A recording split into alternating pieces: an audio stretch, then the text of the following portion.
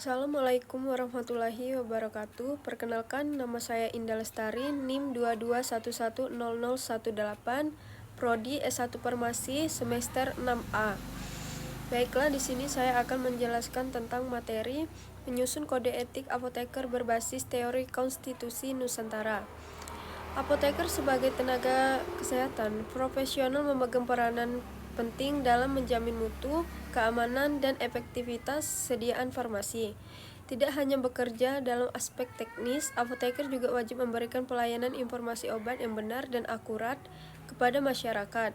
Dalam menjalankan tugasnya, apoteker dibekali dengan kode etik sebagai pedoman moral dan profesional. Kode etik ini bertujuan memastikan bahwa apoteker bekerja sesuai dengan standar profesi dan menjunjung tinggi nilai-nilai tanggung jawab sosial. Apoteker dengan teori konstitusi Nusantara yang menekankan pada nilai sosial, keadilan, dan kemanusiaan yang hidup dalam budaya masyarakat Indonesia.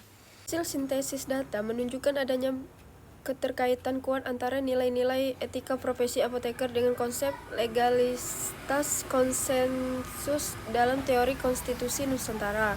Dua aspek utama yang dikaji adalah pelayanan informasi obat dan pengendalian mutu sediaan farmasi. Pelayanan informasi obat yang dilakukan apoteker bukan hanya sekedar menjawab pertanyaan pasien, namun menjadi bentuk pengabdian pada nilai-nilai keadilan sosial dengan memperhatikan kelompok masyarakat yang rentan. Dalam semangat gotong royong dan empati sosial, penyampaian informasi obat harus dilakukan secara merata, transparan, dan tanpa diskriminasi. Selanjutnya, pengendalian mutu sediaan farmasi menjadi tanggung jawab etis apoteker dan pelaku industri farmasi. Dalam kerangka teori konstitusi Nusantara, mutu obat tidak hanya dinilai dari segi kepatuhan hukum formal, tetapi juga dari sisi keadilan sosial, yaitu bagaimana memastikan bahwa seluruh lapisan masyarakat, termasuk yang kurang mampu, mendapatkan akses terhadap obat yang aman, efektif, dan berkualitas. Oleh karena itu, pengadilan mutu harus mencerminkan tanggung jawab kolektif negara, profesi, dan industri terhadap perlindungan hak atas kesehatan.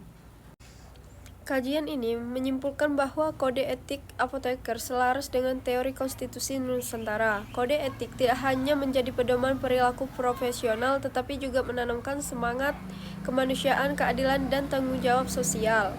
Pelayanan kefarmasian yang berlandaskan etika dan legalitas konsensus tidak hanya memenuhi tuntunan hukum, tetapi juga mencerminkan nilai-nilai luhur budaya Nusantara yang menempatkan masyarakat sebagai prioritas utama.